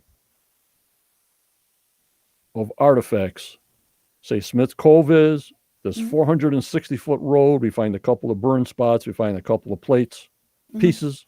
We're not finding nothing. As far as I'm saying, it gives us artifacts, it gives us a date, but the quantity is just purely like they cleaned up after each other and they just disappeared. Like they don't want to be seen. They made this road, but then if they made this paved area, the sea level was down 6 feet, so it wasn't under muck at the time.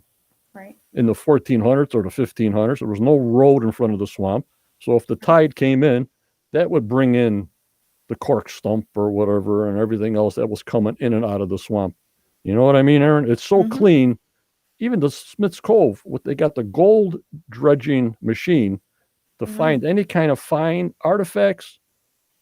I don't remember them finding anything on that machine, just a bone. They showed a big bone, and maybe it was an ox bone. We can't find no ox bones or anything like that. But I'm still in shock of the amount of stuff that's not found for the amount of work that was done on the island. That's all I'm saying. What do you think? I will agree. I mean, there's a ton of artifacts, but not necessarily at that depositor kind of suspected range of time. I completely agree with you. They definitely knew how to clean up after themselves, or they weren't there very long, is the other possibility. Usually you find an abundance of artifacts when people have stuck around a while because it accumulates after a long period of time. If they were only there for a short period of time, there would already be a lot less to find to begin with. And if they were cleaning up after themselves deliberately, then you're going to have even less. So to me, that's what it leans towards to me, is they were either cleaning up after themselves or they were not there very long, or both. Yep, and Cam Dixon says the chance of finding the cross seems 1,000,000 to 1. Then it fits on Erin's map. Yep. Yeah, we can talk about that too next if you want. I won't be able to demonstrate it. I was not allowed to keep the dimensional data. Okay. So I won't be able to demo, but I can still talk about it. Alrighty, go. Yeah, I've got some slides if you want to. All right. Let me pop out of here. Sure. You okay? Yeah. Okay, good. Tons of energy here. All right. So let's wait for the map to come up.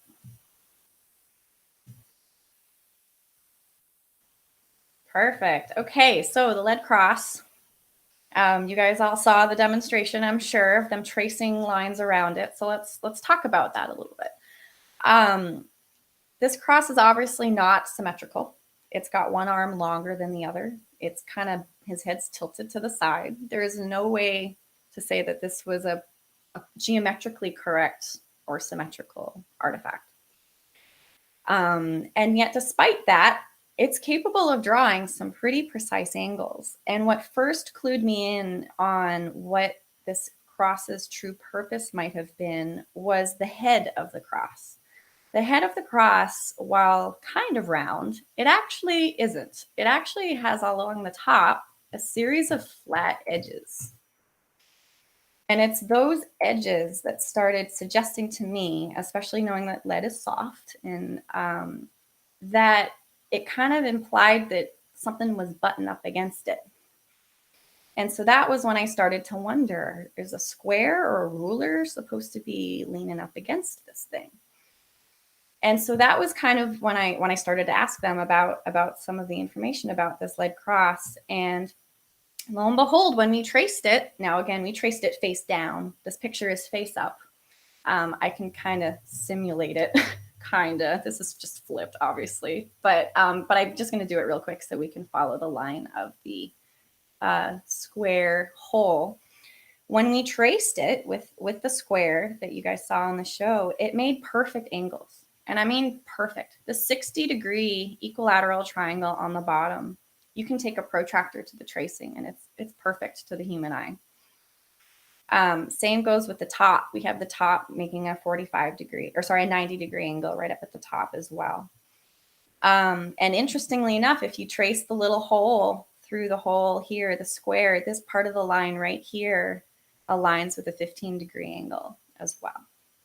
And that was just remarkable considering how irregular this thing is. It's got one arm longer than the other. Everything about it is irregular, and yet it's still creating perfect geometry. And if we take it upside down, this is how we depicted the tracing on the show, is if we take this corner to the west anchor and this corner to the north anchor, of course, this being an equilateral triangle, this is 30 degrees, just like I did between the west anchor and the north anchor. But what I found really fascinating about this is that the map I needed to print in order for this to work was 1 to 6,250. Now, this number may not sound like it means a lot, but I've seen a number like that, very, very close number to that before in my CRM work. This is a website that I frequently went to doing cultural resources management here in the United States. Not for Traverse City, obviously, down here in Texas, but in cultural resource management, whenever a field archaeologist and his crew were going to go out and survey an area, we would do reconnaissance beforehand and download historic topographic maps, historic aerial imagery, anything that we can get from a historic perspective before we go out, so we kind of know what we're expecting. And so this was one of the websites that I used to go to on a regular basis. And the United States has a series of topographic maps at a scale of 1 to 62,500. So that is actually just 10 times higher than the scale that the Oak Island map was that I printed to work with the lead cross. Now, that scale is a very close approximation of 1 inch equals 1 mile. A 1 inch equals 1 mile is actually 63,360. The 1 to 62,500 is a very close, slightly rounded off, and popularly rounded off version that is very closely approximating 1 inch equals 1 mile. And as you can see, it was used on those topographic maps. So 1 to 6,250 means that lead cross combined with those anchors is making a map closely approximating 1 inch equals 1/10 of a mile. And so for me, that was incredibly significant. And we have to remember inches, feet, and miles were not standardized until much more recently. So the fact that it's that close, and they could have been using a different mile, they could have been using a different foot, to be hovering right around that 1 inch equals 1/10 of a mile, so much so that it matches the rounded off figure that we use in US topographic maps from the 50s, for me it was obviously deliberate. So that was the scale significance that I think the show kind of glossed over a little bit, that I thought was really important, because it was really the scale that made the relationship between those anchors and that lead cross solid for me. Yeah, so that was how that relationship came about. Is I thought it was just remarkable that this little lead cross they found in Smith's Cove combined with those two north anchors, and you can start a drawing on a piece of paper of Oak Island at 1 inch equals 1/10 of a mile. That for me was another aha moment, I guess you could say. I think that's it as far as my presentation is concerned. Yeah, that's it. If anybody has some questions, we can take some questions.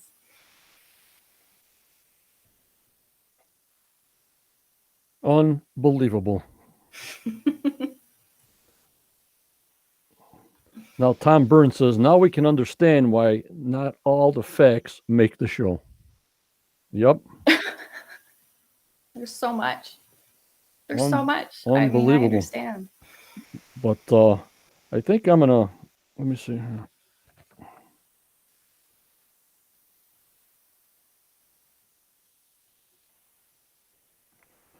Jennifer Brandt said, ERIN, when they told you they didn't find the tunnel, you sounded so crestfallen, but it seems your spirits lifted when they said they'll be able to get you better information. Have you been able to recalculate the location for the tunnel? I don't know if you can say anything about this, but I just wanted to put that question out there. Go ahead, ERIN. Yeah, I probably can't say. I'm always constantly trying to revise my data. Right. Obviously, I'm trying to always revise my data. I really can't say. I have no idea. It's what ongoing. The show has in store. Yep. Yeah, it's ongoing. We'll have to find out together. We'll have to, we're. Yeah. And as far as the crestfallen, I mean, you're right. Oak Island is an emotional roller coaster, and it's a bumpy ride. So yep. when people are calling you, you get excited. Yep, and when you have the cast members on and I ask them, well, what about the Behringer survey? It's ongoing, John. What about Smith's Cove? It's ongoing, John. What about the Money Pit? It's ongoing, John. What about, it's all ongoing. It's never, I would like to get one definite answer on one thing at a time. And the only thing we got definite this year, you're going to laugh about this. We know it's not a Serpent Mound. We know it's a Spoils Mound.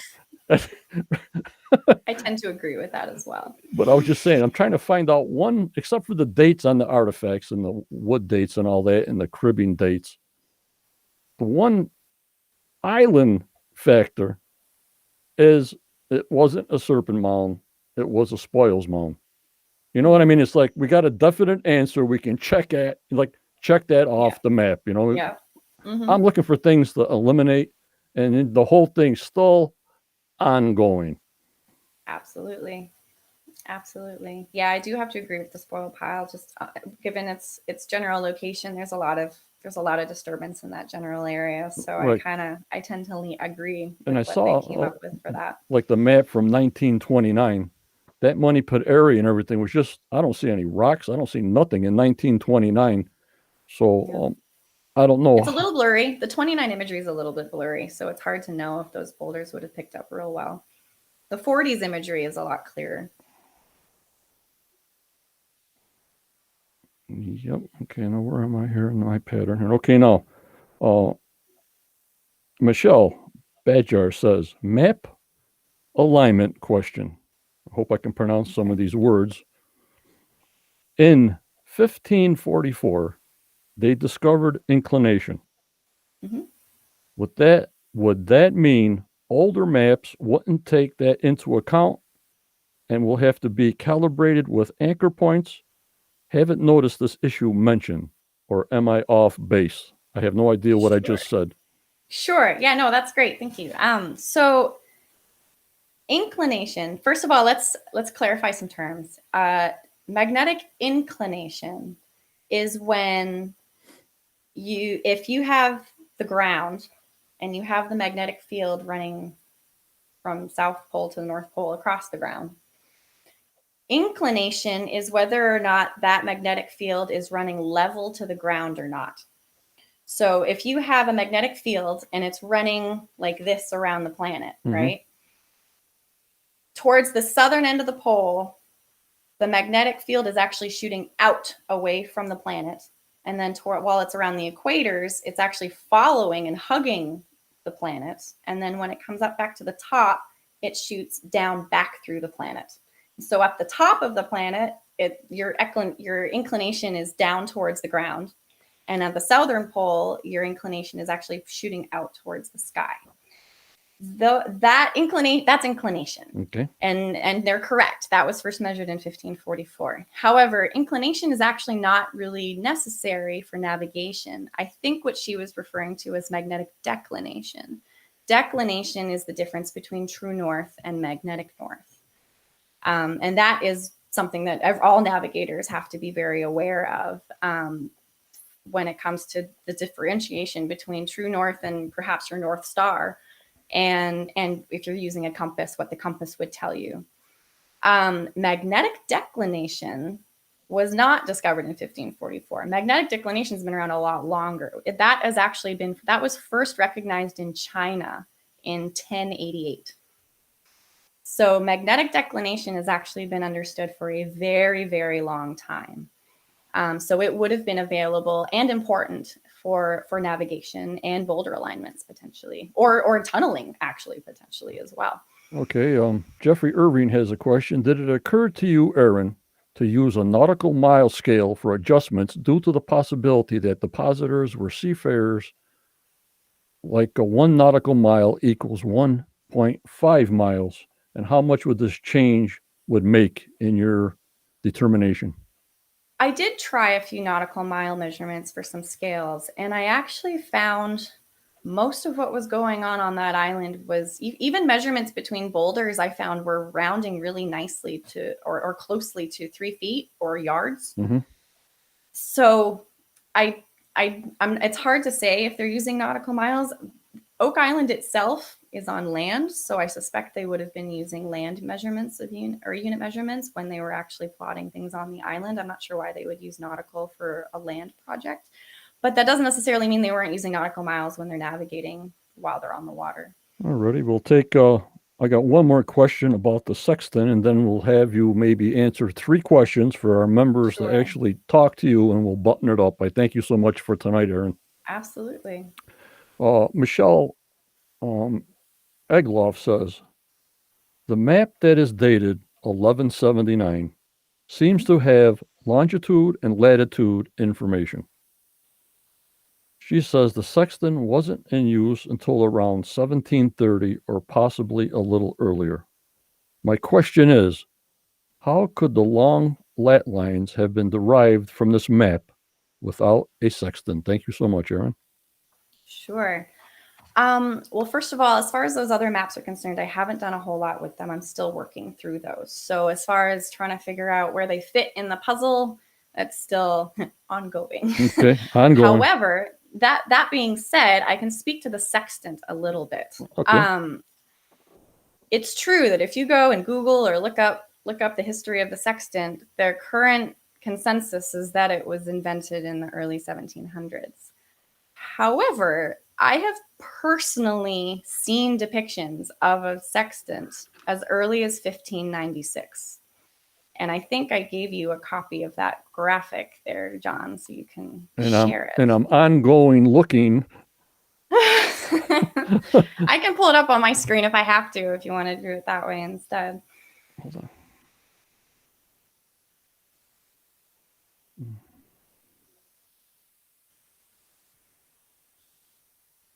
I have them here too. Oh, there you go. Okay, so this is a close-up of much larger graphic, and it was published in a book called Empathy Trim Sapiente Aeterne by Heinrich Kuhnrath in 1596.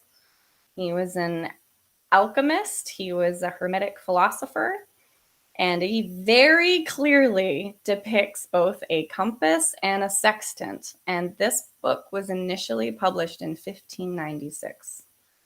So there you go. It's definitely not just from the 1700s. It goes at least to the 16th century. And I'm willing to bet that the sextant was in use a lot earlier than that, but probably only in small circles.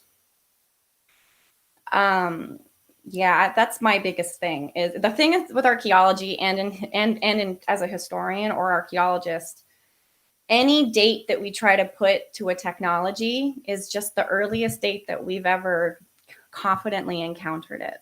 So in archaeology, we are constantly pushing dates back as we find definitive, well-documented proof of it further back. I'm not sure anyone's really noticed that sextant was in that graphic before.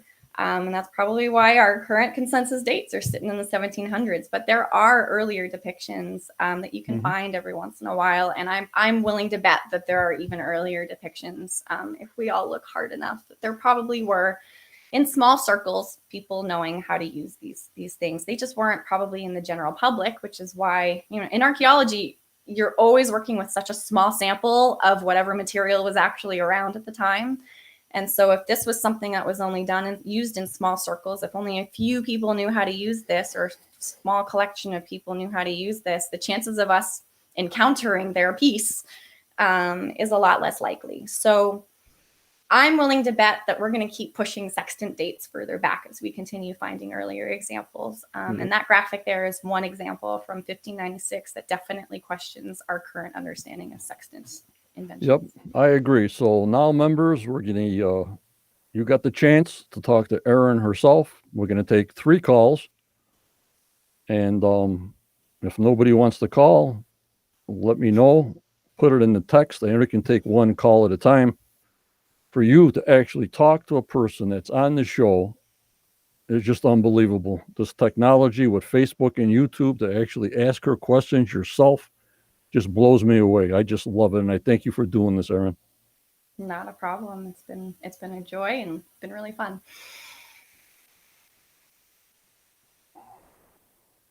But some nights I get a lot of calls. Some nights I don't get any calls. I mean, people are private, and I understand that.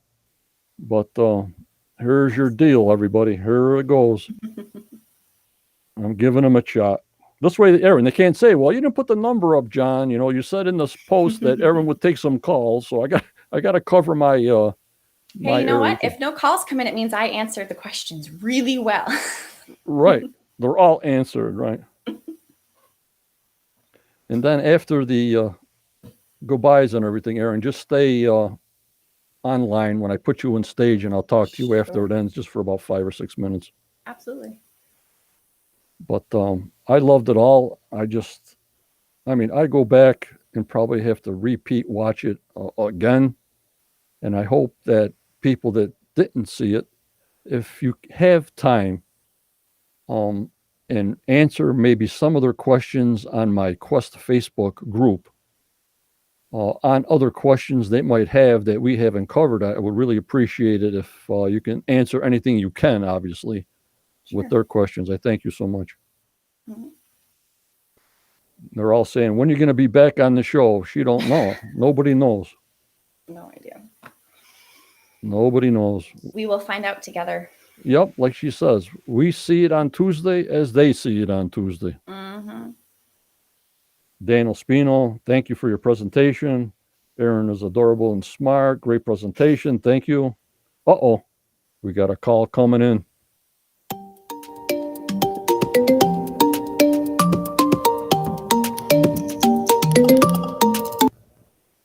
Hello.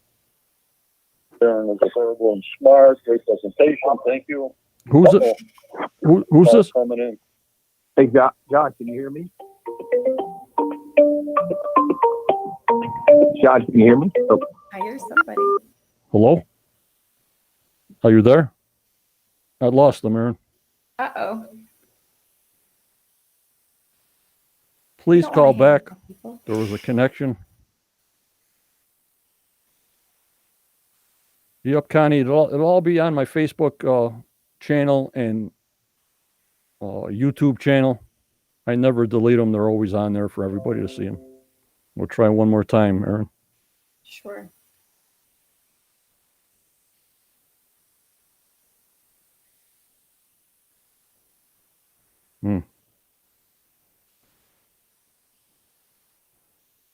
Phone call coming in.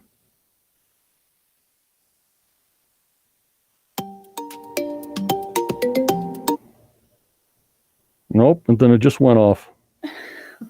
Unbelievable. My phone's fully charged.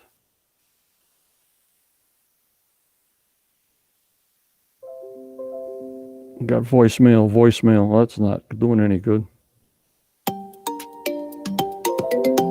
Jake is suggesting that there might be a feedback Hello. problem from the broadcast. Hello, you're on live. Hello? Can you hear me, John?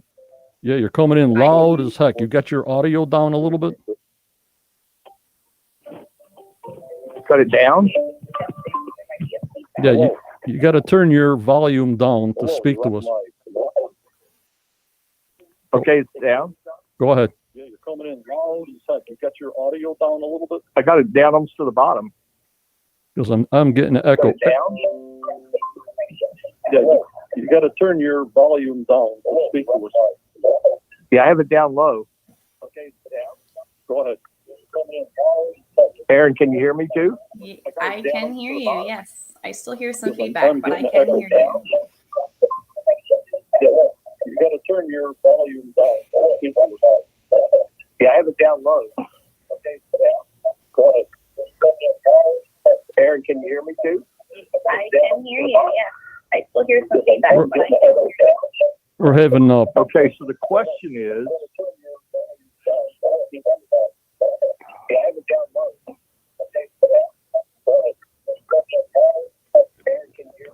is that better? Oh, much better. It just got quiet. go ahead. Oh Is my that better? oh Yeah. my God, you finally came through. I was almost going to go crazy there for a second. Erin, can you hear him? Yes, I can, I think. Yes. Okay, go ahead. You're cutting in and out. Uh-oh. We can hear you. Go ahead with your question. Crazy there for a second. Erin, can you hear us? Okay. Aaron, does any of your work involve the use of the astronomy and the sky and celestial? I do have some ongoing research that does have to do with star alignments. I don't want to talk over anybody. I am working on some ongoing work for star alignments. I haven't done a whole lot to present it yet.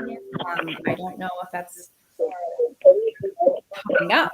I don't know if that's stuff that we're going to talk about in a future year. I'm not sure, but I do have some ongoing research that does have to do with some celestial alignments. I talked to Kristana about some of that work as well. That's part of the collaboration work that we've been doing in research. It's still ongoing. It wasn't part of this initial work, but I am kind of right now working on some potential celestial connections with this. Yes. Yep, I had to disconnect them because that was just a mess. That's okay. We got the question out. You got it out? Okay, great. Because something like that, when that happens, it's like feedback, and either his computer's not down with the volume or the phone's not down with the volume, and that's when all that happens. So the phone lines are open for question number 2. If it's like question number 1, oh my lordy 40. Here we go. Sounds like my dog is starting to bark outside now. Cross your fingers. Hello, you're live with John and Erin. Who's this?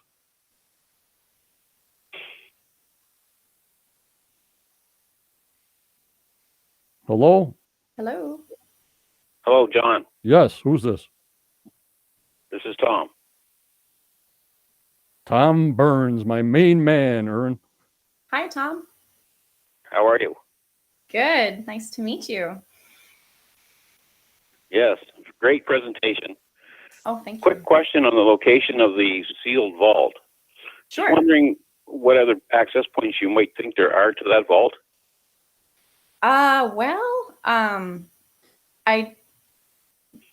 Looking at Zena's map, I would not be surprised if there are other connections from those other features that she has on the west side of the island. Most particularly, I would not be surprised if that hatch has some type of connection to that vault location. I'm still working on I'm hoping to be able to hone in on a lot of those features on the west side of the map at some point. And I suspect a lot of those will be interconnected as well. That's kind of my hope. I thank you so much, Mr. Tom Burns. The phone is on fire here, Erin. Oh, it's going now. Hello, you're live with Erin and John on the Quest of Oak Island. Who am I speaking to?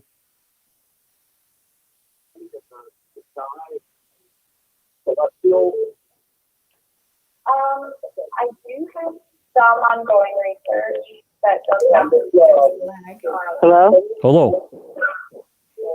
Hello? Hello, you're on live. What I wanted to know is, I just turned this on, and I didn't hear the whole thing, but I just had a question.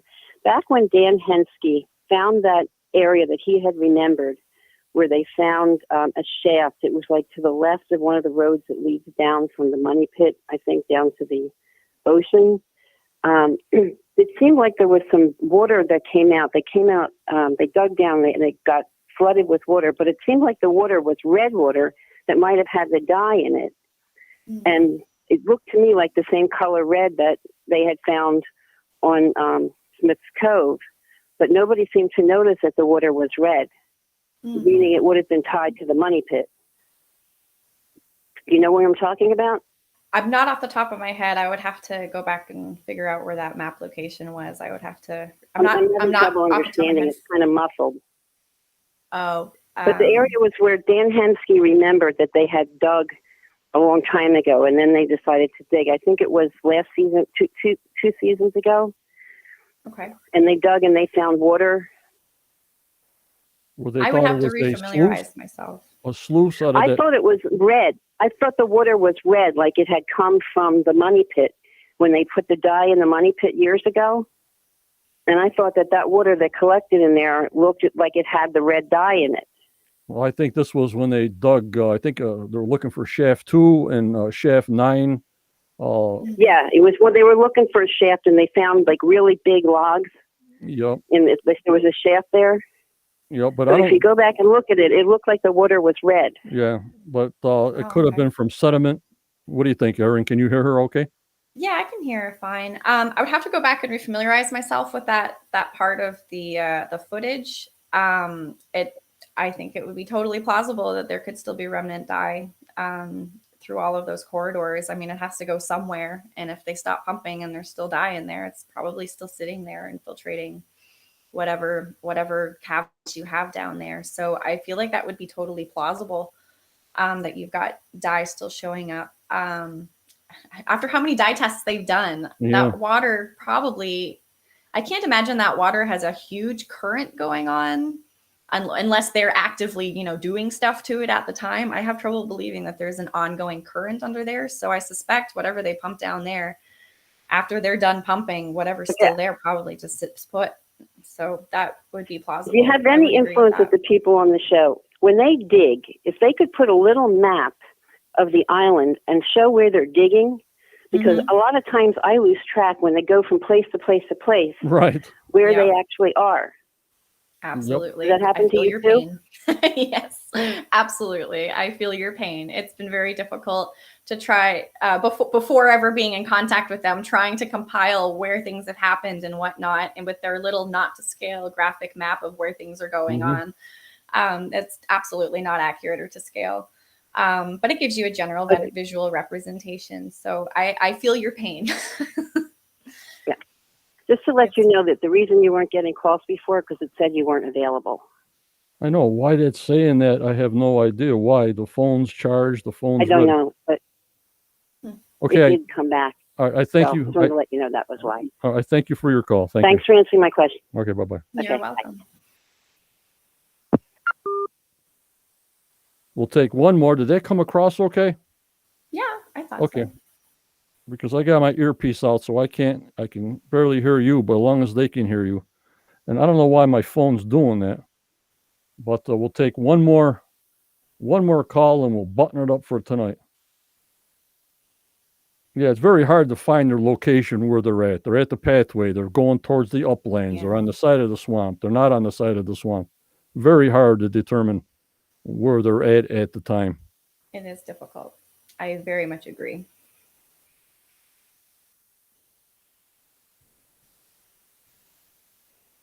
And Vicky Tim Brown, has any of the lines been extended out to other points in the area to see if they intersect with some of the old fortresses in Nova Scotia and New Brunswick, Halifax, Citadel, Annapolis, Royal, Fort Wultensburg, and Fort Monjour, NB, including the nearby community of New Ross? We'll answer that question and then we'll button it up.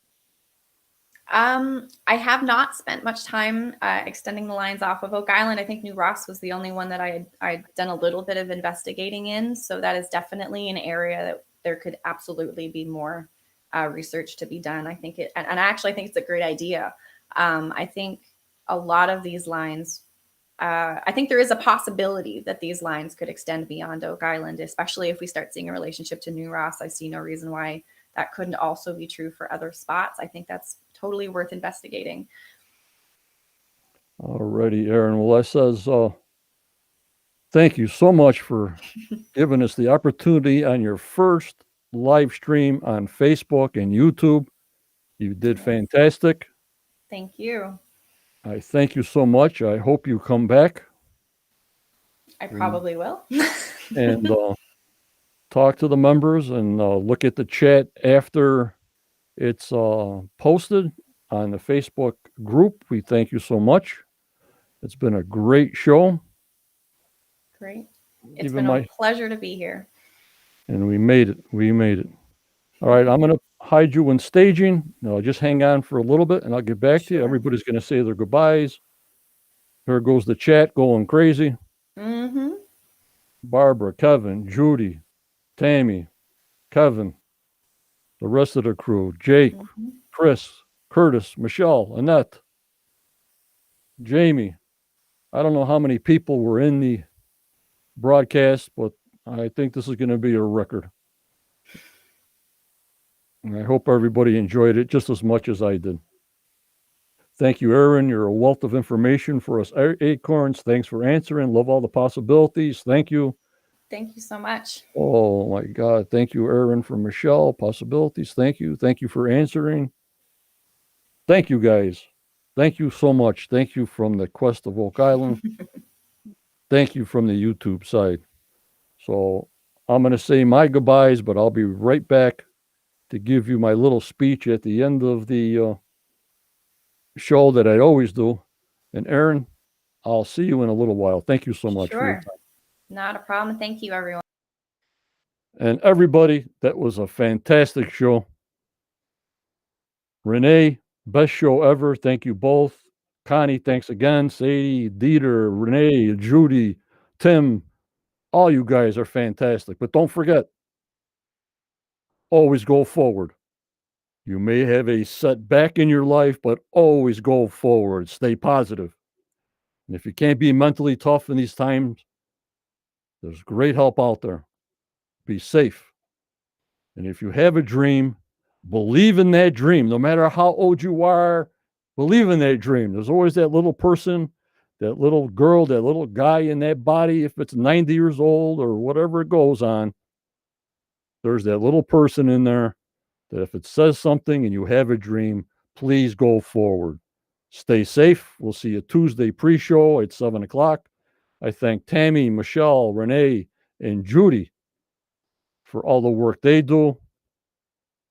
I'll see you again on Tuesday. Thank you so much. Thank you. Go forward.